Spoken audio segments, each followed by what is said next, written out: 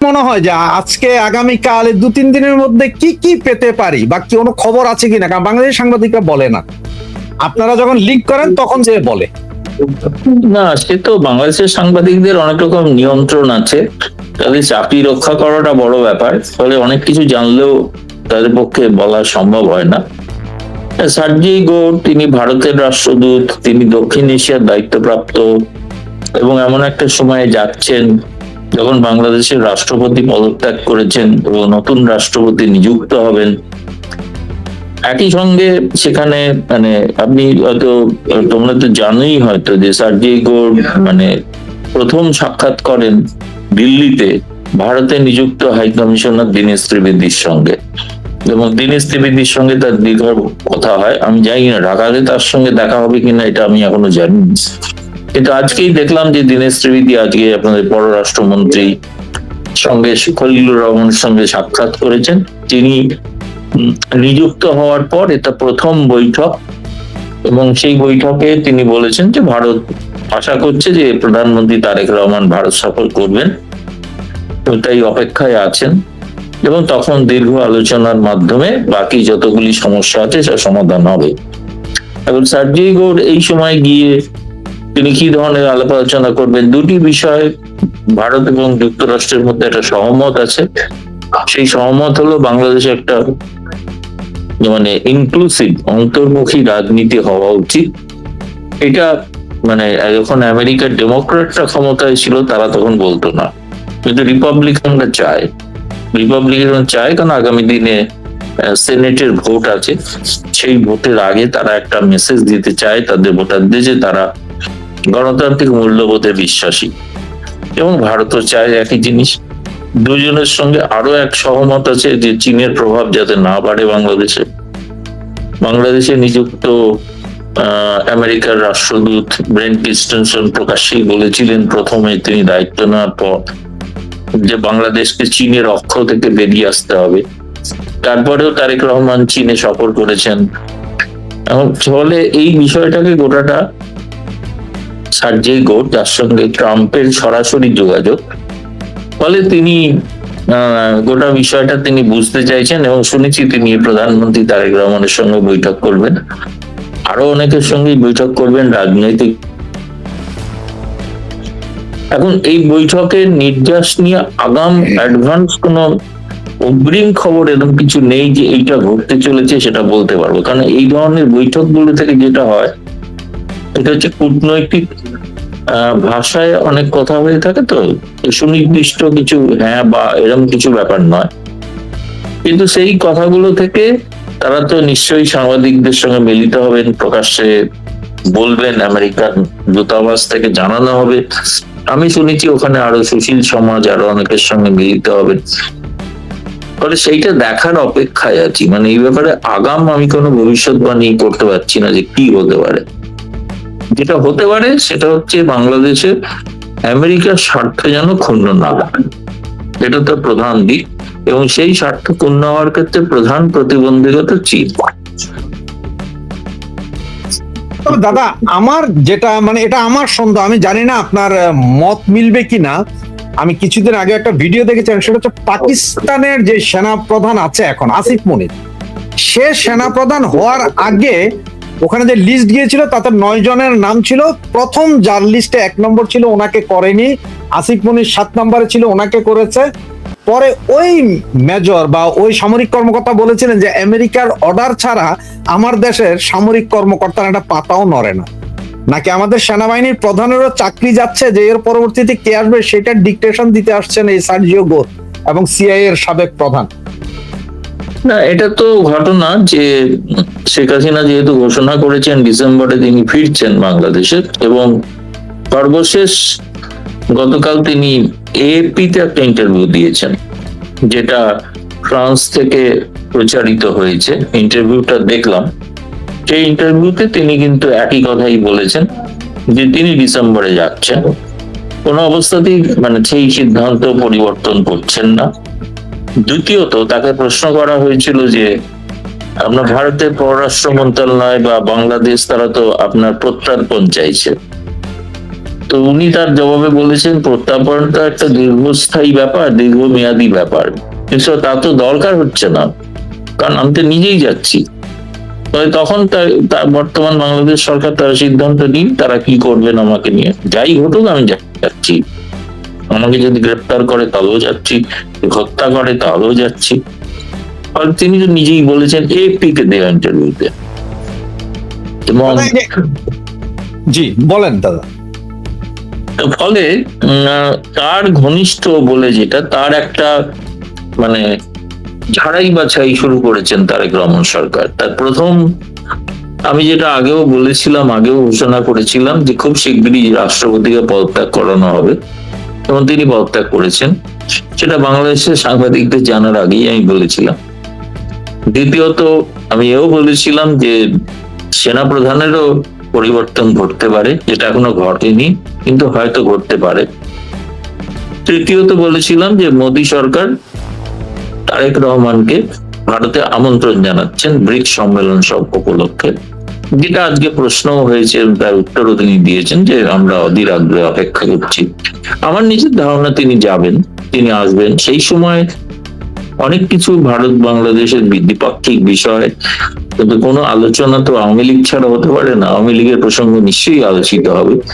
ফলে একটা road map তৈরি হতে পারে, সেটা সফল হবে কিনা আমি বলতে পারবো না, কিন্তু একটা আলাপ আলোচনা তো নিশ্চিত হবে। আর তো দাদা আমরা এখন যতটুকু শুনতে পাচ্ছি যে শেখ হাসিনার বিষয়ে বা আওয়ামী লীগ বিষয়ে ভারত এবং আমেরিকা এক জায়গায় বা এক নীতিতে আছে, এই কথাটা কি সত্য কিনা?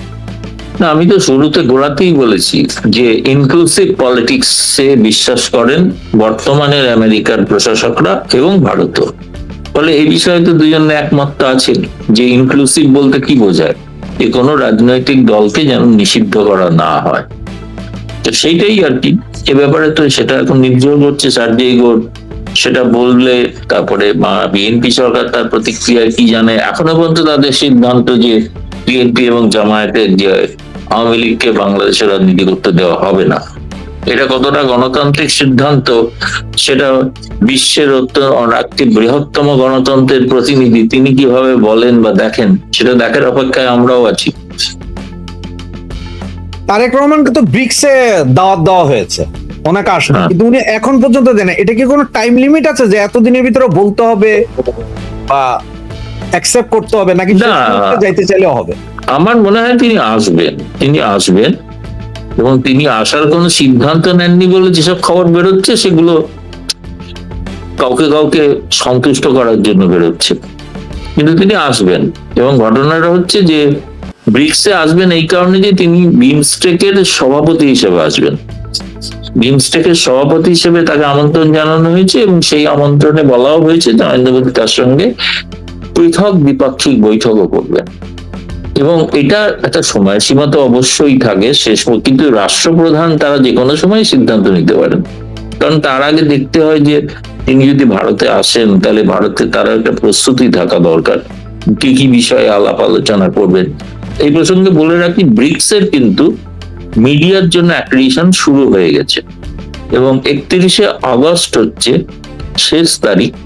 যারা মিডিয়ার থেকে আসতে চান বা কভার করতে চান তাদের বলা হয়েছে আগামী 31শে আগস্টের মধ্যে তারা তাদের আবেদন পত্র পাঠাতে হবে তাদের ওয়েবসাইটের মাধ্যমে। আর এটা তো জানেন যে সম্মেলনটা 11-12 সেপ্টেম্বর, দুদিনের।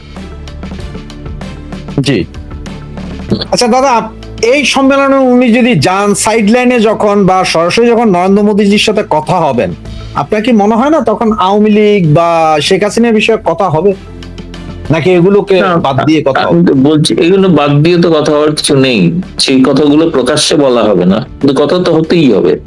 কারণ যেহেতু শেখ হাসিনা বলেছেন ফিরবেন এবং সেখানে যাতে তিনি নিরাপদে ফিরতে পারেন সে বিষয়ে তো ভারত চাইবে সেটা তারেক রহমান সরকারকে বলা। তারপরে সেটা তারেক রহমান সরকারের সিদ্ধান্ত, তারা কিভাবে সিদ্ধান্ত নেবেন, কিন্তু আলোচনা হবে। আজকে আলোচনা শুধু এদের নয়, ভারতের সঙ্গে প্রধানমন্ত্রী মোদীর যখন শি জিনপিং ভ্লাদিমির পুতিনেরও সাক্ষাৎ হবে, এই দুটি রাষ্ট্রেরও বাংলাদেশে তাদের স্বার্থ জড়িত। ফলে ভারত চাইবে যে এদের মাধ্যমেও একটা মত প্রকাশ করানো। যে তারা কি বলেন এই বিষয়টা, এটা দেখার বিষয় আছে। দাদা আজকে বাংলাদেশের পত্রিকাতে একটা নিউজ আছে, সেটা হচ্ছে যে আপনার এই রাশিয়া বাংলাদেশের সাথে সমস্ত ব্যবসা বাণিজ্যের পেমেন্ট চাচ্ছে ইন্ডিয়ান রুপিতে। এটার কারণটা কি হঠাৎ করে? এটার কারণ হচ্ছে বাংলাদেশের যেহেতু মানে মুদ্রা মানে স্থিতিশীল নয়, ভারতে যাই হোক মোটামুটি একটা স্থিতিশীল আছে, সেই কারণেই সেটাতে হলে ভারতীয়, আর তাছাড়া ভারতের সঙ্গে রাশিয়ারও যে বিনিময় হয়ে থাকে বাণিজ্যিক, সেটাতে রুপি রুবলে হয়ে থাকে, তাতে অনেক কিছু হিসাব নিকাশ করতে সুবিধা আর কি। আমার মনে হয় বাণিজ্যিক সুবিধার স্বার্থে সেটা বলা হয়েছে। এখন বাংলাদেশ সরকার কি সিদ্ধান্ত নেবেন সেটা ঠিক না, এমনকি এখনো পর্যন্ত ভারত সরকারও কিন্তু কিছু মতামত জানায়নি প্রকাশ্যে। এটা আমরা পরে জানতে চেষ্টা করব এবং তখন জানবো যে এটা ভারত এই ব্যাপারে বাংলাদেশের সঙ্গে যে বাণিজ্য সেটা তারা ভারতীয় রুপিতে নেবেন কিনা, নিয়ে তাদের আবার পাঠাতে হবে রাশিয়াকে। সুতরাং এই মানে আর্থিক বিষয়ের লেনদেনটা সম্পর্কে স্পষ্টত এখনো কোনো ঘোষণা নেই, কিন্তু রাশিয়া চেয়েছে বলে বাংলাদেশের সংবাদ মাধ্যমে গণমাধ্যমে প্রকাশিত হয়েছে, এবং এটা আমাদের পররাষ্ট্র মন্ত্রণালয় বিষয়টি সম্পর্কে অবহিত আছেন। তারা জানতে পেরেছেন যে এরকম একটা রাশিয়া দাবি করেছে, কিন্তু সেটা কি হবে সেটা এখনো ঠিক হয়নি। দাদা সার্জিও ঘোর আসছেন বাংলাদেশে, উনি আসবেন বা আমেরিকান অ্যাম্বাসেডর বাংলাদেশ আছে, এটার সাথে আপনার সিআইএ এর সাবেক প্রধান সহ আরো এত ডিপ্লোমেটের কারণটা কি? সাবেক প্রধান তো কোনো ডিপ্লোমেট না বা কিছু না। না, বাংলাদেশে তো এরকম অনেক সময়তেই এরা ঘোরাফেরা করেন এবং আসেন, খুব রহস্যজনক ভাবে কারো কারো আবার মৃত্যু হয়ে যায় হোটেলে। জি এটা জানি না কি ব্যাপার, আশা করি ইনি সুস্থ সবল থাকবেন এবং তিনি নিশ্চয়ই এ সময় এসছেন কোন একটা কার্যকারণ থাকতে পারে, যোগাযোগ সূত্র, যে কারণ সিআইএ এর তরফ থেকে তো অনেক বেশি তারা গোপন সংবাদ দিতে পারে। একটা জিনিস তো ঘটনা না যে বাংলাদেশের মানে প্রাক্তন প্রধানমন্ত্রী শেখ হাসিনা সম্পর্কে পশ্চিমা গণমাধ্যম মানে সাক্ষাৎকার নিতে উদ্গ্রীব, ফলে তারা তাদের আগে তো তারা নিতেন না, এখন নিচ্ছেন, মানে তাদের আগ্রহ বেড়েছে অনেক বেশি। মানে সমস্ত বিষয়টা পর্যালোচনার জন্য হয়তো গোয়েন্দা সূত্র তাদেরকে সাহায্য করতে পারেন আলাপ আলোচনা, এটাই বলতে পারি, এর বেশি তো জানি না কিছু। না দাদা, এই যে বাংলাদেশে যারা বিদেশিরা মারা যায়, এটা আসলে আপনি যদিও না বুঝেন, আমি বুঝি কি জানেন, ওই যে আমরা যেমন 2-4-5 বছর পর দেশে যাই না, তখন ওখানকার পানি ওখানকার খাবার খেলে আমাদেরই ডায়রিয়া হয়ে যায়, হসপিটালাইজড হইতে হয়। হয়তো ওনারা বেশি খেয়ে ফেলেন, যার কারণে হয়তো মারাও যেতে পারেন। এটা আমরা পরিবার নিয়ে গেলে আমরা বুঝি যে জানি না পাঁচ তারা হোটেলের খাবার এত খারাপ বাংলাদেশে, এটা তো জানা ছিল না। দাদা আমার এখনকার যে প্রশ্নটা একটু লম্বা হবে, তবে আপনি যদি একটু ধৈর্য ধরে শুনেন তাহলে হয়তো জবাবটা দিতে পারবেন। আজকে 1 সপ্তাহ ধরে জামাতের এমপি নেতাদের বিভিন্ন নারী ঘটিত কেলেঙ্কারি সয়লাভ ফেসবুক এবং বাংলাদেশে। এর ভিতরে ন্যাশনাল কমেডি পার্টি যেটা আছে এনসিপি, তারা গতকালকে সিলেটে পাবলিক মাইট দিয়েছে, আজকে চট্টগ্রামে মাইট দিয়েছে, আজকে আবার তারা মিছিল করতে গিয়ে সিলেটে পুলিশের ব্যাপক বাধার সম্মুখীন হয়েছে। এর ভিতরে বীর মুক্তিযোদ্ধা লতিফ সিদ্দিকীকে কোনো মামলা না থাকার পরও গ্রেফতার করা হয়েছে। সব বিষয়টা নিয়ে আপনি কি বুঝছেন, যেটা কি কোনো আবার কোনো ককরোচ পার্টির মতো কোনো আন্দোলনের কোনো ইয়ে কি? দাদা শোনা যাচ্ছে না, দাদা শোনা যাচ্ছে না। না, বাংলাদেশের আভ্যন্তরীণ রাজনীতির বিষয়ে তো আমার বাইরে থেকে মন্তব্য করাটা অনুচিত, আমরা তো ব্যাপারটা দূর থেকে দেখি, সুতরাং ওখানে এক্স্যাক্টলি কি ঘটছে সেটা তো সবটা জানি না।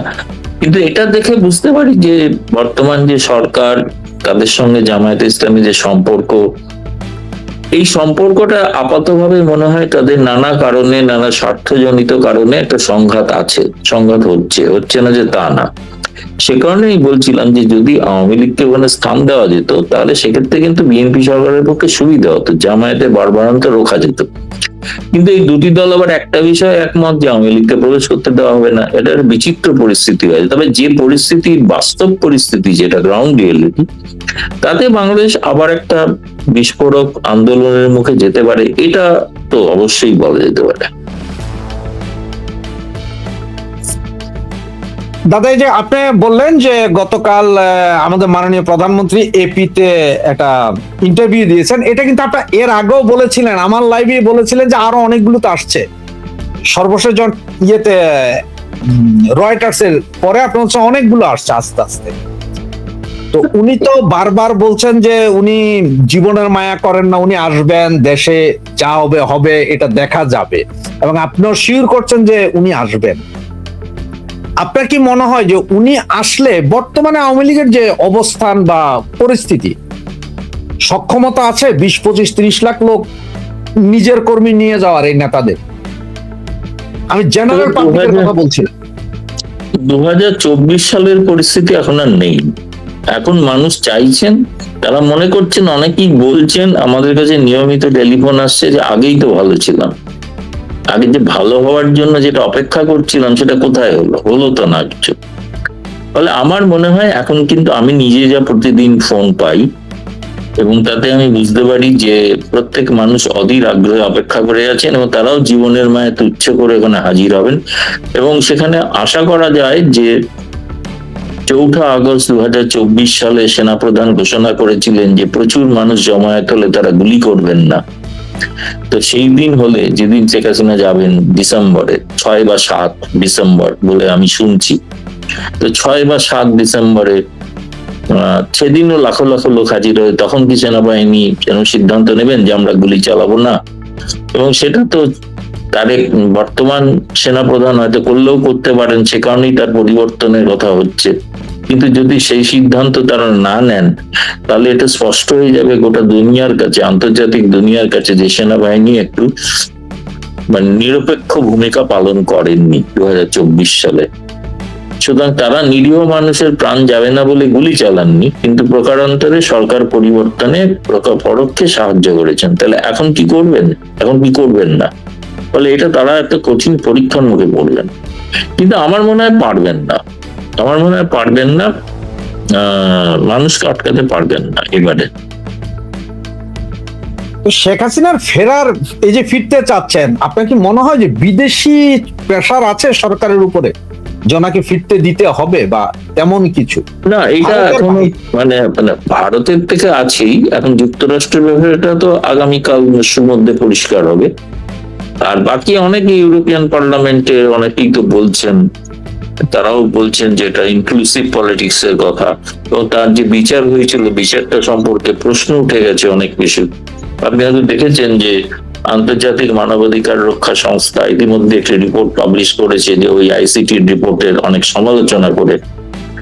এবং আইসিটির ওই রিপোর্টটার আমি যেন প্রত্যেককে বলছি, সব প্রোগ্রামে বলছি, এখানেও বলছি, যে আপনারা 115 পাতার যে ভলকার টুর্কের রিপোর্ট, তার 80 নম্বর পাতাটা পড়বেন, 70 থেকে 80। সেখানে পরিষ্কার লেখা আছে, যদি এই তদন্তের কারণে যদি কারোর ফাঁসি হয় তাহলে জাতিসংঘ তার পক্ষে থাকবে না। তাহলে তারা তো ওইটার ভিত্তিতেই শেখ হাসিনাকে ফাঁসি দিয়েছেন এবং আরো কয়েকজনকে। সেটা তো জাতিসংঘ থাকবে না, এটা জাতিসংঘ তো লিখে রেখেছে, ভলকার টুর্কের রিপোর্টেই লেখা আছে। তাহলে এই কথাটা তো বাংলাদেশে কখনো প্রচারিত হয় না, বলা হয় না। আমি সেই জন্য অনুরোধ করি, আর এটাই তো হচ্ছে কথা না। আমরা বিদেশি হয়ে, ভারতীয় হয়ে সমস্ত রিপোর্ট পুঙ্খানুপুঙ্খই প্রথম থেকে শেষ পড়ি। পড়াটা, রিপোর্টটা তো অ্যাভেলেবেল, আপনি গুগলে সার্চ করলে রিপোর্টটা পাবেন, কোনো মানে গোপন রিপোর্ট তো নয়। আর এই রিপোর্টটা ব্যবহার করা হয়েছে বিচারের জন্য, তাই না?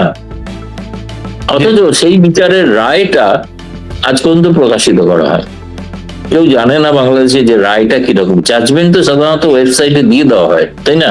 এই জাজমেন্টটা কি কেউ দেখেছে? সংক্ষিপ্ত 3-4 লাইন ছাড়া কোনো ডিটেল জাজমেন্ট নেই, কেউ দেখেনি। এটাও তো অবিশ্বাস্য। আর আরো অবিশ্বাস্য যে সেই সময় যত পুলিশ কর্মী মারা গেলেন তাদের ব্যাপারে তারা কে হত্যা করলো সেটা 19 সরকার ইনডেমনিটি অর্ডিন্যান্স জারি করে তদন্ত বন্ধ করে দিলেন। যারা মারা গেল পুলিশের গুলিতে, কোন ধরনের গুলিতে মারা গেল সেটাও তারা বন্ধ হয়ে গেল, ফরেন্সিক তদন্ত করা যাবে না। অনেকে তো বলে যে স্নাইপার রাইফেলে গুলিতে মারা গেছে। স্নাইপার রাইফেল বাংলাদেশের সাধারণ পুলিশ ব্যবহার করে না, আনসার বাহিনীও ব্যবহার করে না। ব্যবহার করে কারা? সেনাবাহিনী। সেনাবাহিনী বলতে কারা? যারা সাবেক সেনা এবং অবসরপ্রাপ্ত সেনা। সেই সংগঠনটা বেশ শক্তিশালী। ফলে এই বিষয়টা তো তদন্ত সাপেক্ষ না, বা তদন্ত করতে গেলে পুরোটাই তদন্ত করতে হয়, সেটা তো কেউ করতে চাইছেন না। যার ফলেই তো এটা নিয়ে প্রশ্ন উঠে গেছে। এখন কিন্তু এই সত্যকে চাপা দিয়ে রাখা যায় না, বেশি দিন সত্য প্রকাশিত হবেই। আর এটা বাংলাদেশের মানুষ ভালো করে বুঝছিল, মানুষটা অল্পের মধ্যেই বুঝে গেছেন। না দাদা, আপনি বললেন যে ধরেন আমরা রিপোর্ট গুলো দেখি না, বা আমরা তো খবর পাই না, বা আমরা ইয়ে করি না। আসলে ব্যাপার হচ্ছে কি দাদা, যে আমাদের তো প্রচুর পাকিস্তান প্রীতি আছে, আর আপনারা তো আমাদের জন্য শত্রু রাষ্ট্র, তাই আপনারা তো সব খোঁজ করেন। আমরা এইসব ছোটখাটো বিষয় নিয়ে আসলে চিন্তাই করি না আর কি। আমরা যে জাতি, আপনার দেশের সরকার পতনের জন্য আমরা আমার দেশে মিছিল করি, কিন্তু আমার দেশে কি হয় সেটা আমরা খবর রাখি না, এটা নর্মাল। সেটা তো এখন ভারতের গণতন্ত্র সম্পর্কে কোনো ধারণা নেই বলে তাই আর কি বলবো। ভারতে সবসময় পার্লামেন্টের মধ্যে সরকার পতন হয় আর ভোটের মাধ্যমে পরিবর্তন হয়, কোনো অভ্যুত্থানে হয় না। না, আমার দেশেই তো মিছিল হয়েছে, দেখছিলেন যে 70-80 জন। না না, সে তো হতেই পারে, খুব স্বাভাবিক, খুব স্বাভাবিক। যে লাঠি গুলো অনেক হলো, মোদি এবার গদি ছাড়ো, মনে জানে ওখানে সাথে মোদি শেষ। না সেটা তো অন্য প্রসঙ্গ সম্পূর্ণ, সেটা তারা করতেই পারে, সেটা কোনো কথা নয়। যেমন বাংলাদেশে হিন্দুদের উপর অত্যাচারের ব্যাপারে ভারতেও আন্দোলন হয়েছে, হয়নি তা নয়, হয়েছে। সেটা ঠিক আছে, সেটা নিয়ে আমার কোনো বক্তব্য কিছু নেই। তাদের স্বাধীনতা আছে, তারা করতেই পারে, কিন্তু তারা সেখানকার মানুষের যে সমস্যা সেটা নিয়ে আন্দোলন করার স্বাধীনতা নেই।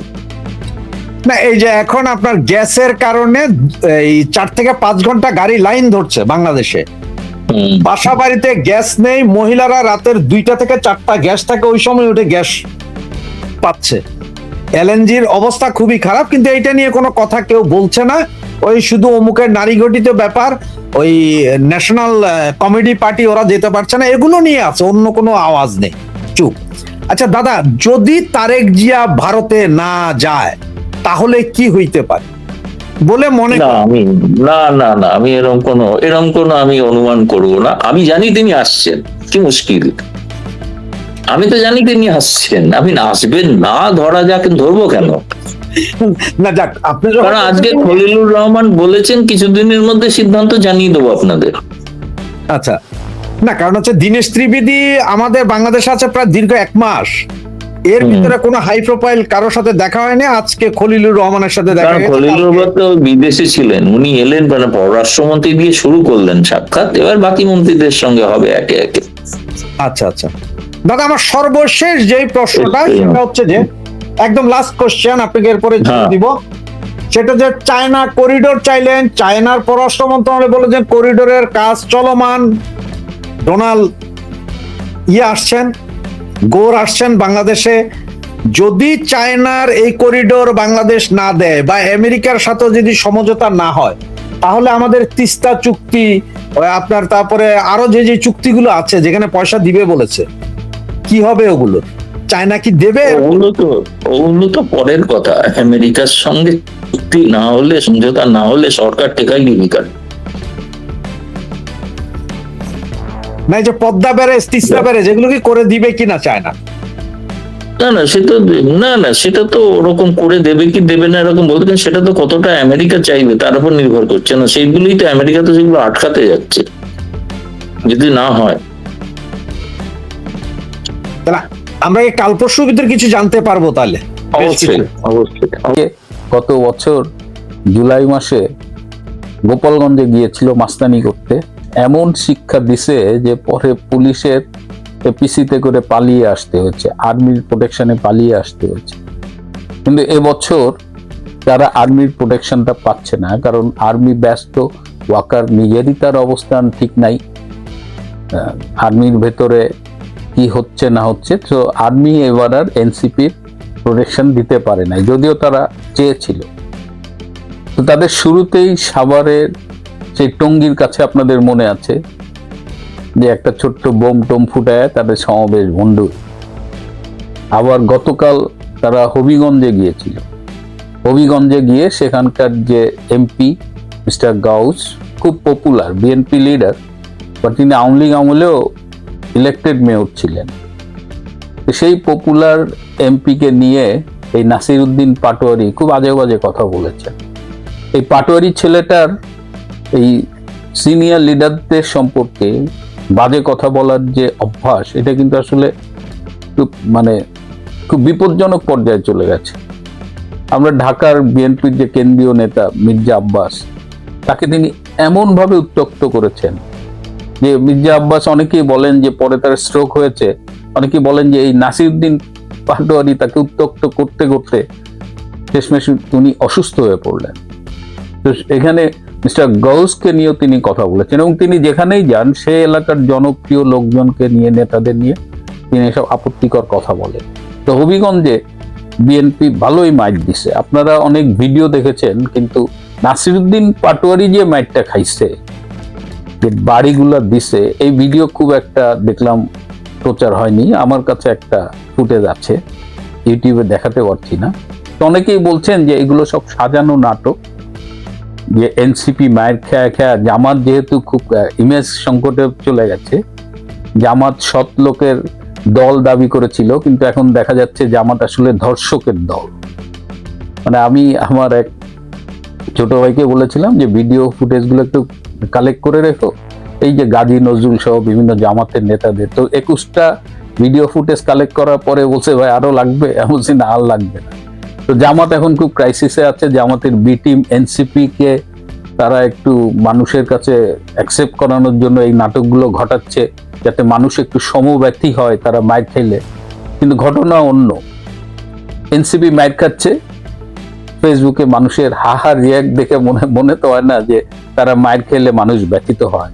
তো তাদের এই নাটকগুলো নিজেরা করাক কিংবা পাবলিক তাদের পিটাক, যাই হোক, এনসিপির যে সামনে খুব ভালো দিন আসতেছে সেটা আপাতত মনে হচ্ছে না। তো এনসিপি এই মুহূর্তে ভীষণ মাইন্ডকেয়ার চিপায় আছে, এবং যে যেখানে পারতেছে এনসিপি কে দিচ্ছে মায়ের, এবং তারা মায়ের খাচ্ছে আর বলছে প্রশাসন আমাদের বাঁচাচ্ছে না, সেভ করছে না। প্রশাসন আসবে না, বাংলাদেশের রাজনীতি যা বলে তাতে প্রশাসন আসবে না। কারণ একজন পুলিশের কনস্টেবল বলল যে মায়ের খাচ্ছে খাক, ওদের কে বাঁচাইতে যাবে, এবং বলছে সেই কথা ভিডিওতে বলছে, এবং বলছে এর জন্য যদি আমার চাকরি যাবে, কয় টাকা আর বেতন। তো এনসিপির অবস্থা, না প্রশাসন না সাধারণ মানুষ কেউ তাদের দেখতে পারতেছে। তো নাটক করুক আর যাই করুক, মায়ের উপরেই তাদের আগামীতে থাকতে হবে বলেই মনে হচ্ছে।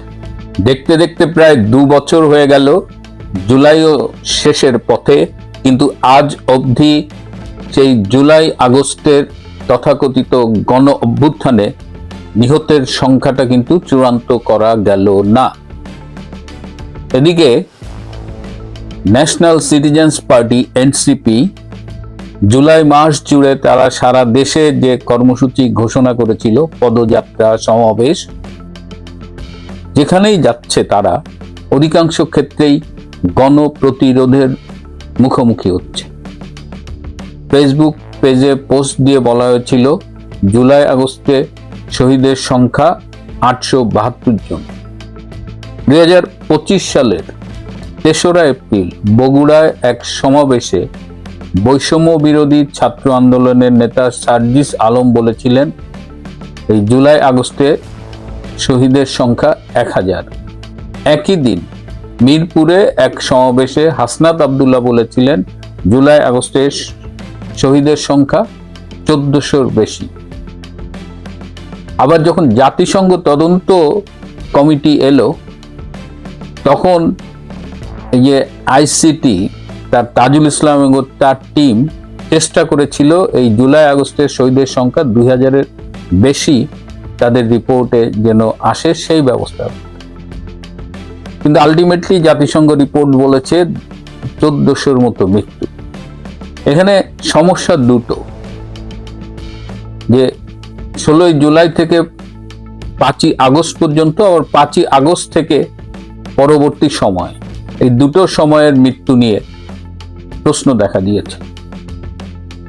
সরকারি যে সংজ্ঞা, শহীদের সংজ্ঞা, জুলাইয়ের শহীদের সংজ্ঞা, সেটা হলো যে শেখ হাসিনার সরকারের আইন শৃঙ্খলা বাহিনীর হাতে কিংবা সেই সময় সরকার দলীয় নেতাকর্মীদের হাতে নিহত আন্দোলনকারীরা, যারা জুলাই আগস্টে আন্দোলন করেছে, তারাই জুলাই শহীদ। সেই হিসেবে 16ই জুলাই থেকে 4 আগস্ট পর্যন্ত বলা যায়, বা 5ই আগস্ট প্লাস মাইনাস।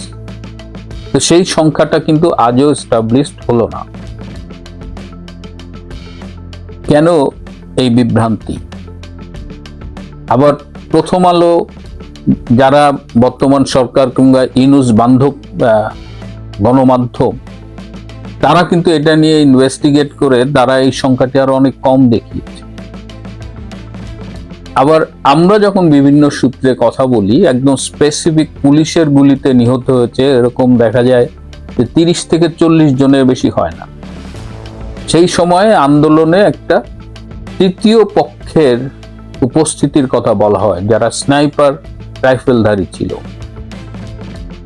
সেই স্নাইপারদের গুলিতে মারা গেছে কত, সেটি নিয়েও একটি বিতর্ক আছে। যাই হোক, সেটি ইনক্লুড করলেও 200-300-র বেশি কোনোভাবেই হয় না। কিন্তু দেখা গেছে যে ওই সময়ে কেউ হয়তো সড়ক দুর্ঘটনায় মারা গেছে, কেউ হয়তো হাসপাতালে কোনো অসুখে মারা গেছে, কেউ হয়তো অন্য অন্য কারণে মারা গেছে, তাদেরও জুলাই শহীদ হিসেবে নাম ঢুকানো হয়েছে। যশোরে একটি আন্তর্জাতিক মানের 5 তারকা হোটেল আছে, সেই হোটেলটি পোড়াতে গিয়ে কিছু দুর্বৃত্ত মারা গিয়েছে, তারাও জুলাই শহীদ। এরকম বেশ কিছু ঘটনা ঘটেছে, লুটপাট করতে গিয়ে মারা গেছে বা অন্য অন্য কারণে মারা গেছে, তারা জুলাই শহীদ হয়েছে। তো এবং এই জুলাই শহীদ হওয়ার একটা কমার্শিয়াল দিক আছে। এদের সরকার অনেক টাকা দিয়েছে, এদের 30 লাখ টাকা দিয়েছে জুলাই, আবার এদের একটা মান্থলি ভাতা দিচ্ছে অনেককে, আহত যারা হয়েছে তাদের চিকিৎসা দিচ্ছে। সব মিলিয়ে জুলাই একটা বাণিজ্য হয়ে গেছে, জুলাইকে নিয়ে বাণিজ্য করা হয়েছে, এবং এটি মূলত ছিল একটি জঙ্গি অভ্যুত্থান, একটি ষড়যন্ত্রের মাধ্যমে একটি নির্বাচিত সরকারকে উৎখাত করবার একটি সফল ষড়যন্ত্রই বলি। সেই ষড়যন্ত্রকেই এখন মহিমান্বিত করতে গিয়ে যে ঘটনাগুলো ঘটানো হচ্ছে, তা আসলে জুলাইয়ের চেহারাকেই বরং উন্মোচন করছে আমাদের সামনে। তো আজকে যেহেতু জুলাইয়ের একদম শেষ, এই বিতর্ক আবার নতুন করে উঠেছে, এবং এই বিতর্কে যে প্রশ্নগুলো উঠছে, সরকার পক্ষ কিন্তু কিংবা জুলাই আগস্টে যারা আন্দোলন করেছিলেন, তারা কিন্তু এই প্রশ্নগুলোর জবাব ঠিকমতো দিতে পারছে না। এবং এটা বেশি দিন লাগবে না প্রকৃত সত্যটা উদ্ঘাটিত হতে, কারণ শেখ হাসিনার সরকার কিন্তু একটা বিচার বিভাগীয় তদন্ত কমিশন গঠন করেছিলেন, একজন হাইকোর্টের বিচারপতির নেতৃত্বে 3 সদস্যের তদন্ত কমিটি। সেই তদন্ত কমিটিটাকে আর ফাংশন করতে দেওয়া হয়নি, এবং এই মৃত্যু নিয়ে কোনটা আসলেই জুলাই আগস্ট রিলেটেড মৃত্যুর কারণ, এগুলো কিন্তু তদন্ত হয়নি, আইনানুগ কোনো তদন্ত হয়নি। এমনকি যে পোস্টমর্টেমটা করা দরকার, সেটিও করতে দেওয়া হয়নি। আমার মনে আছে সার্জিস আলম একটি জনসভায় বলেছিলেন যে যাদের কবর দেওয়া হয়েছে তাদের কবর থেকে তুলে পোস্টমর্টেম করা যাবে না। আইন তো পোস্টমর্টেমের কথা বলে, তাহলে কবর থেকে তুলে কেন পোস্টমর্টেম করা যাবে না? তিনি এটাকে একটা পাবলিক সেন্টিমেন্টের জায়গা থেকে তুলে পোস্টমর্টেমটা ঠেকিয়ে দিয়েছেন, কারণ তিনিও জানেন যে পোস্টমর্টেম করলে প্রকৃত সত্যটা বেরিয়ে আসবে, এবং সেক্ষেত্রে এই যে জুলাইয়ের 800 বলেন 700 বলেন, এর অধিকাংশই ভুয়া। এরা জুলাইয়ে আন্দোলন করতে গিয়ে মারা যায়নি। তাদের সংজ্ঞা যেটা শেখ হাসিনা সরকারের আইন শৃঙ্খলা রক্ষাকারী বাহিনী কিংবা সবই রাজনৈতিক দলের নেতাকর্মী, তাদের হাতে মৃত্যু হইলেই শহীদ, এবং সেটা 800+, এটা সত্য না। এবং মিথ্যাকে যতই আপনি চেষ্টা করেন সেটাকে আলটিমেটলি এস্টাবলিশ করা যায় না। সত্যের শক্তিটা এখানেই। এবার সারা দেশে এনসিপি দুর্দশা দেখে আসলে মায়াই লাগতেছে। থেকে কোনো ছেলে মেয়ে এসে বলে আমাদের অন্তত মনে হয়নি। পরবর্তীতে ওই প্রতিমন্ত্রীর দুর্ভাগ্য হলো যে 2024-এ যখন জঙ্গি উত্থান হয় তখন দেখা গেল যে ওই ছেলে মেয়ে সবগুলা লালবদর। ওরা তখন শেখ হাসিনাকে গালি দিচ্ছে, ওরা তখন জয়কে গালি দিচ্ছে, ববিকে গালি দিচ্ছে, শেখ রেহানাকে গালি দিচ্ছে, এবং যাতে শেখ হাসিনার সরকার পড়ে যায় এরা নানান ধরনের অভিনয় করছে, কান্নাকাটি করছে, আমাকে মেরে ফেললো বলে রাস্তায় হাউমাউ করছে। এভাবে তারা আবার 24-এর জঙ্গি উত্থানও ঘটিয়ে ফেলেছে। এই জায়গায় আওয়ামী লীগ যথেষ্ট মনোনিবেশ তো করেনি, অনেক কিছুতেই করেনি। ফলে আওয়ামী লীগের রাস্তার কর্মী কথাটা বললে এখন যে নতুন করে যারা রাস্তায়, সত্যিকার অর্থে রাস্তায় বা ঘরে বসে অনলাইনে 2024-এর জঙ্গি উত্থানের বিরুদ্ধে কথা বলছে, যারা চায় শেখ হাসিনা রাজনৈতিক ক্ষমতা ফিরে পাক, রাষ্ট্রের ক্ষমতা ফিরে পাক, তাদের তো অন্তরে আঘাত লাগবেই। রাস্তার কর্মী কথাটা একেবারে যে খারাপ, অর্থাৎ এই ধরনের ঘটনা না ঘটলে সেটা হতো না, কারণ অনেক প্রতিষ্ঠিত রাজনৈতিক নেতা কিন্তু নিজেকে রাস্তার কর্মী দাবি করেন, এবং কেউ কেউ সত্যিকার অর্থে রাস্তার কর্মী। যেমন আমরা বঙ্গবন্ধুর ক্ষেত্রে বলতে পারি, শেখ হাসিনার ক্ষেত্রে বলতে পারি, তারা কিন্তু একেবারে রাস্তাঘাটে, গ্রামে গঞ্জে, যে দুর্গম এলাকা পাড়ি দিয়ে, নদী পথে, বন্যার সময় নৌকায় করে চষে বেরিয়ে রাস্তার কর্মী হিসাবে কিন্তু একজন জাতির পিতা হয়েছেন, একজন প্রধানমন্ত্রী হয়ে বাংলাদেশের অর্থনৈতিক উন্নতি প্রদান করেছেন। ফলে রাস্তার কর্মী বললেই যে আমাদের গায়ে আঘাত লাগবে তাও না, কিন্তু পরবর্তীতে যেটা দেখা গেছে যে একটা বিভেদ না, একটা শ্রেণী তৈরি হয়ে গেল যে রাস্তার কর্মী এবং দালানের কর্মী। রাস্তার কর্মী কে থাকলো? যে এখনো রাস্তায় সংগ্রাম করছে, যে অর্থনৈতিকভাবে উন্নতি করতে পারেনি। আর দালানের কর্মী হয়ে গেল তাদেরই সতীর্থ, যারা রাতারাতি দালানে ঢুকতে পেরেছে টাকা কামিয়ে। এই দালানে ঢোকাটা বন্ধ করা আওয়ামী লীগের জন্য ভবিষ্যতে একটা বড় কাজ হবে। অর্থাৎ দালানে যাতে কাউকে দেখিয়ে বলতে না পারো, দেখো আমি দালানে আর তুমি রাস্তায়। এটার বড় কাজটা কি দেখেন, আওয়ামী লীগের যে জিনিসটা হয়েছে যে এক শ্রেণীর নেতা কর্মী যথেষ্ট অর্থকড়ির মালিক হয়েছে রাজনৈতিক সুযোগ গ্রহণ করে, আরেক শ্রেণী কিন্তু, এবং বিশাল শ্রেণী, একেবারে ক্ষুদ্র শ্রেণী, যেটা সংখ্যায় হয়তো কয়েক হাজারের বেশি হবে না, তারা বিশাল অর্থবিত্তের মালিক হয়েছে। আর কোটি কোটি সমর্থক কিন্তু তারা এই সুযোগটার বাইরে রয়ে গেছে। অবশ্য শেখ হাসিনার নেতৃত্বে বাংলাদেশের যে অর্থনৈতিক উন্নয়ন হয়েছে সেটা তো আসলে জামাত শিবিরও বেশি পেয়েছে এই কর্মীগুলা থেকে, অর্থাৎ সারা বাংলাদেশে সেটার একটা সুবিধা পেয়েছে। সেই কথা আমি এখানে বলছি না, এখানে হলো যে রাজনৈতিক ক্ষমতা ব্যবহার করে অনেক অর্থবিত্তের মালিক হয়ে যাওয়া। এটা যে শুধু ঢাকা শহর থেকে কেউ হয়েছে তা না, বা আওয়ামী লীগের উচ্চ পর্যায়ের নেতারা হয়েছে তা না। আমরা তো জানি যে ইউনিয়ন কাউন্সিলের চেয়ারম্যানেরও এই ধরনের ঘটনা ঘটেছে, তারাও কিন্তু রাতারাতি রাস্তার কর্মী থেকে দালানের কর্মী হিসাবে প্রতিষ্ঠিত হয়ে গেছে। এই রাস্তার কর্মী থেকে এখন এই যে বিভাজনটা হলো, এইটা দূর করার ভবিষ্যতে রাস্তাটা কি?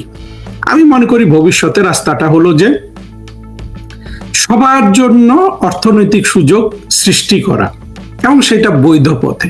আপনি যদি অবৈধ পথে অর্থনৈতিক সুযোগ সৃষ্টি করেন, এইটা কিন্তু খুব মুষ্টি কয়েক মানুষ পাবে, গোটা সমাজ কিন্তু পাবে না। আজকে যারা আওয়ামী লীগের রাস্তার কর্মী বলছে, এদেরকে দুটো শিক্ষা আমার মনে হয় প্রধানমন্ত্রী শেখ হাসিনার পক্ষ থেকে দেওয়া উচিত। একটা হলো যে আশ্বাস, এরা সকলেই কাজ পাবে, চাকরি পাবে, উনি ক্ষমতায় আসলে সবার মর্যাদাশীল জীবন হবে। আবার একই সাথে এটাও ক্লিয়ার করে দেওয়া যে আগের পথে আর কিন্তু চলবে না, অর্থাৎ একজন অনেক ধনী হয়ে যাবে, তার অনেক সতীর্থ দরিদ্র রয়ে যাবে, এই সিস্টেমটা কোনো না কোনো জায়গায় ভেঙে দিতে হবে। এইটা ভেঙে দিলে কিন্তু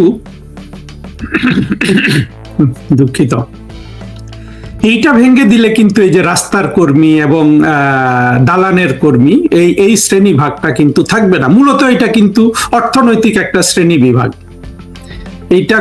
এটা কিন্তু আবার সাংস্কৃতিক বা আপনার শিক্ষাগত শ্রেণী বিভাগ না। সাংস্কৃতিক শ্রেণী বিভাগে দেখা গেছে যে রাস্তার কর্মীরাই অনেক বেশি আলোকিত। এই রাস্তার কর্মীরা কিন্তু এখন ফেসবুকে অন্তত যেটা লেখে, অন্তত আমি যেটা জাজ করি দেখি আর কি, দেখা যাচ্ছে যে এরা কিন্তু অনেক ভালো লেখে, অনেক ভালো বলে, অনেক ভালো অর্গানাইজ করে তথাকথিত যারা অলরেডি দালানে ঢুকে গেছেন তাদের কাছ থেকে। তারা কিছু লিখলে সেটা মোটেও কিন্তু আকর্ষণীয় হয় না, এবং তারা বললে সেটাও আকর্ষণীয় হচ্ছে না। এখন কিন্তু রাস্তার কর্মীদের কিন্তু জয় জয়কার।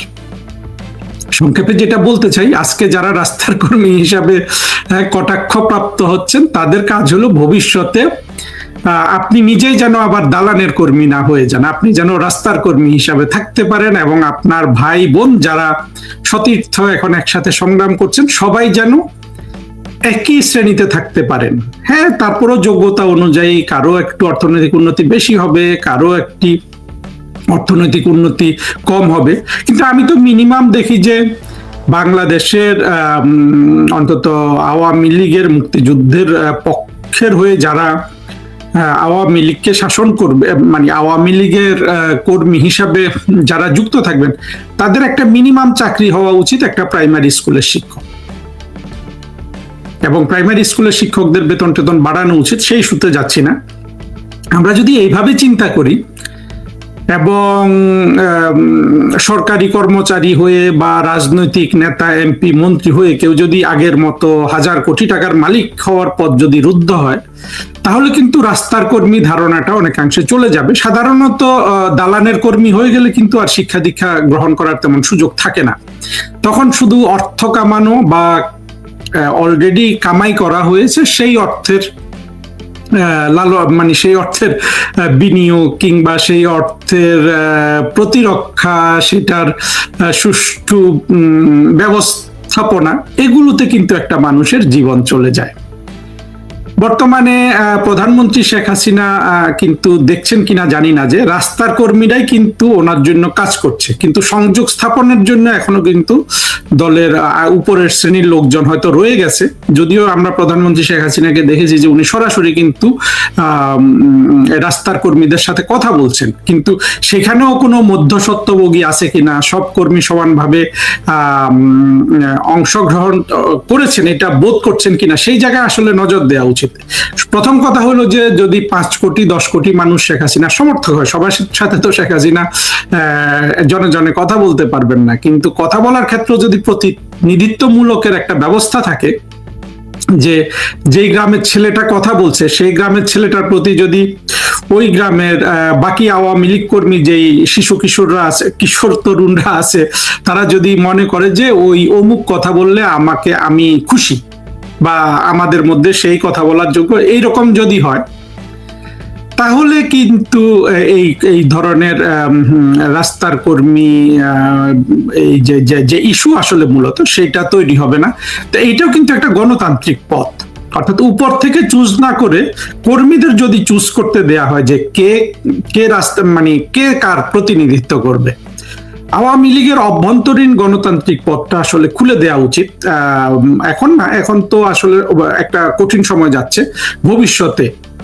এবং আরেকটা জিনিস খুব প্রয়োজন, যেটা হলো যে মুক্তিযুদ্ধের যে চেতনা বলুন, যেটাই বলুন, মুক্তিযুদ্ধ কেন্দ্রিক যে বাংলাদেশ, সেইটা কোনোভাবে যদি ডাইলিউটেড হয় কোনো জ্ঞানী দ্বারা, কোনো গুণী দ্বারা, কোনো কর্মী দ্বারা, তাদেরকে বাতিল করা এবং মুক্তিযুদ্ধ কেন্দ্রিক বাংলাদেশ প্রতিষ্ঠা হওয়ার ক্ষেত্রে সেইখানে যে ইন্টেলেকচুয়াল পথটা গ্রহণ করা দরকার, সেই পথের বিচ্যুতি কিন্তু মেনে নিলে আওয়ামী লীগের ভবিষ্যৎও নাই, অতীতও কিন্তু আওয়ামী লীগ কিছু ভুলের কারণে শেষ করে দিয়েছে।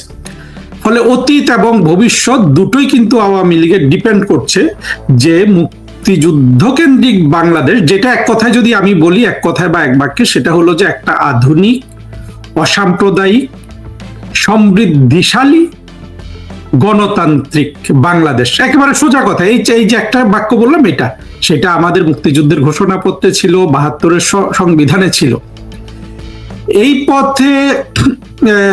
এই পথের বাইরে যত ধরনের বুদ্ধিবৃত্তিক চর্চা, কবিতা চর্চা, উপন্যাস চর্চা, নাটক চর্চা, গান চর্চা, ফিলোসফিক্যাল চর্চা, যত কিছু আসবে সেগুলো আওয়ামী লীগ আপাতত সেইখানে আওয়ামী লীগের এক ধরনের পক্ষপাতিত্ব দেখানোর দরকার, এবং তার সকল কর্মীকে, রাস্তার কর্মী এবং দালানের কর্মী, যারা মধ্যস্বত্বভোগী কিংবা যারা মধ্যস্বত্বভোগের সুযোগ পান না, সবাইকে এই পথটা বেছে নেওয়া এবং এইটা কঠোরভাবে ঠিক করে দেয়া কিন্তু প্রধানমন্ত্রী শেখ হাসিনার একটা গুরুত্বপূর্ণ দায়িত্ব। কিন্তু এই দায়িত্বে তিনি কিছু করেছেন এখন পর্যন্ত আমরা কিন্তু এটা কিন্তু দেখিনি। 2024 আওয়ামী লীগের পতনের মূল কারণ কিন্তু দুর্নীতিও না, যদিও এগুলো নিয়ে অনেক কথা বলেছি। মূল কারণ কিন্তু এই যেগুলা জঙ্গিরা দেখিয়েছে, সাইবার সন্ত্রাসীরা দেখিয়েছে, যে দুর্নীতি, মানবাধিকার লঙ্ঘন এবং ভারতের কাছে বাংলাদেশ বিক্রি করে দেয়া, বরঞ্চ সবচেয়ে বেশি কার্যকর অস্ত্র ছিল ভারতের কাছে বাংলাদেশ বিক্রি করে দেয়া। এইখান থেকে আওয়ামী লীগ উদ্ধার পেতে পারে। আমি যে রাস্তাটা বললাম সেটা যে আওয়ামী লীগের যে মুক্তিযুদ্ধ কেন্দ্রিক একটা ইন্টেলেকচুয়াল পথ আছে, সেই পথে সবাইকে সন্নিবিষ্ট করা, সেই পথটা মানবতাবাদী, সেই পথটা বহুত্ববাদী, এবং সেই পথে যদি থাকা যায় তাহলে কিন্তু অনেক সমস্যার সমাধান হয়ে যায়। এরকম একটা ভালো আদর্শ তো নাই, আসলে আমার দৃষ্টিতে নাই। সেই তর্ক আজকে যাচ্ছি না, আমি রাস্তার কর্মীদের কথাই বলছি যে রাস্তার কর্মী সমস্যাটা অনেক ব্যাপক আওয়ামী লীগে, এটা সব দলেই, এটা শুধু জামাতে নাই, বিএনপিতেও কিন্তু এই সমস্যা আছে। বিএনপি যেই অভিযোগটা করে, আওয়ামী লীগও সেই অভিযোগটা করে যে ক্ষমতায় আসলে দল এক ধরনের সুবিধাভোগী শ্রেণী দাঁড়িয়ে যায়, বিভিন্ন দালান থেকে এসে অথবা দালানে দ্রুত ওঠে, রাস্তার কর্মীর মতো অবহেলিত থেকেই যায়। এটা সমাধানের পথ আমি হয়তো একটু বলেছি, বাট ভবিষ্যতে আমাদেরকে অনেক বলতে হবে, এবং আমি অন্য জায়গায় একটা বুদ্ধিবৃত্তিক যে মুক্তিযুদ্ধের চেতনার পথে কিভাবে থাকা যায় সেই নিয়ে একটা বক্তব্য রাখবো। শেষ করার আগে এটা বলি যে প্রধানমন্ত্রী শেখ হাসিনার সাথে সাম্প্রতিক বোধহয় কিছু নেতা দেয়, আমি এটা ভালো করে ফলো করতে পারিনি, আমার সময় হয়নি, নেতা ইত্যাদি দেখা করেছেন। এই দেখা করার থেকে কিন্তু বোধহয় সর্বশেষ ইস্যুটা এসেছে যে রাস্তার কর্মী। এখন প্রধানমন্ত্রী কারোর সাথে দেখা করতে পারেন শেখ হাসিনা, কিন্তু এগুলো গোপনে হওয়া উচিত। আর যাদেরকে উনি দেখা দেন তারা যদি নিজেরাই এইটাকে সারিন্দা হিসাবে বাজায় যে দেখো নেত্রীর সাথে আমার সংযোগ আছে, সেটাও তার খেয়াল করা উচিত। আরেকটা জায়গায় বোধহয় তৈরি হয়েছে যে আওয়ামী লীগ কাউকে পয়সা দেয়। এই পয়সা দেওয়া না দেওয়া নিয়েও কিন্তু অনেকের মধ্যে অসন্তোষ তৈরি হয়েছে। পয়সা দিয়ে ভালো কথা, তাহলে কর্মীরা বা এগুলো 10 কান হয় কি করে? এই জায়গাগুলো কিন্তু প্রধানমন্ত্রী শেখ হাসিনাকে ভেবে দেখতে হবে, কারণ তার দল এখন একটা বড় ধরনের সংকটকাল পালন করছে, এবং কোনো ধরনের বিচ্যুতি, কোনো ধরনের ভুল ভ্রান্তি কিন্তু ক্ষতিটাকে বহুগুণ বাড়িয়ে দিবে। ফলে রাস্তার কর্মী এই ধারণাটা যেমন ডিল করা উচিত, একই সাথে একেবারে সবাইকে বুঝতে হবে যারা নিজেদেরকে দালানের কর্মী মনে করছেন যে এই মুহূর্তে দালানের কর্মীর কিন্তু বাংলাদেশ আওয়ামী লীগের জন্য কিছুই করতে পারছে না, যা করার তা কিন্তু রাস্তার কর্মীরাই করছে। ফলে ভবিষ্যতে এই রাস্তার কর্মীরা যাতে সবচেয়ে ডিগনিফাইড নাগরিক হিসেবে বাংলাদেশে স্থান পান, আমরা যদি মুক্তিযুদ্ধের পক্ষের শক্তিকে মুক্তিযুদ্ধের বিপক্ষ শক্তি দ্বারা প্রতিস্থাপিত করতে পারি। অবশ্য কিছু ইন্টেলেকচুয়াল আমার এই কথাগুলো তারা অন্যরকম ফ্রেজিং করেন যে মুক্তিযুদ্ধের পক্ষে বিপক্ষে শক্তি নাই, কিন্তু আসলে সহজ মানে বোধগম্য করতে হলে এই ফ্রেজিংটা খুবই প্রয়োজন। তারা আবার যেভাবে বলে এভাবে অনেকে বোঝে না কথাবার্তা। আপনি যদি সাধারণ মানুষের সাথে সংযোগ স্থাপন না করতে পারেন তাহলে তো আপনার কথাবার্তা, জ্ঞান, আলোচনা দিয়ে সেটা কি হবে? সেটা তো আবার ওই যে দালানের কর্মী, রাস্তার কর্মী এইভাবে পৃথক হয়েই থাকবে। যাক, বহু আলোচনা করা যায়, মূল কথা হলো যে রাস্তার কর্মী এখন বর্তমানে আওয়ামী লীগের সবচেয়ে মূল্যবান কর্মী। তাদেরকে অবহেলা করলে, তারা ইন্টিগ্রেটেড না এমন বোধ দিলে এটা শেখ হাসিনার জন্য কিন্তু ভালো হচ্ছে না। আশা করি সবাই বুঝতে পেরেছেন, এবং আমার মনে হয় সহনশীলতা খুব প্রয়োজন, এবং রাস্তার কর্মীদের ধৈর্য ধারণ করতে বলবো, এবং যারা এই ধরনের বিভেদ সৃষ্টি করে অবশ্যই তাদেরকে যথেষ্ট পরিমাণে তাদেরকে যথেষ্ট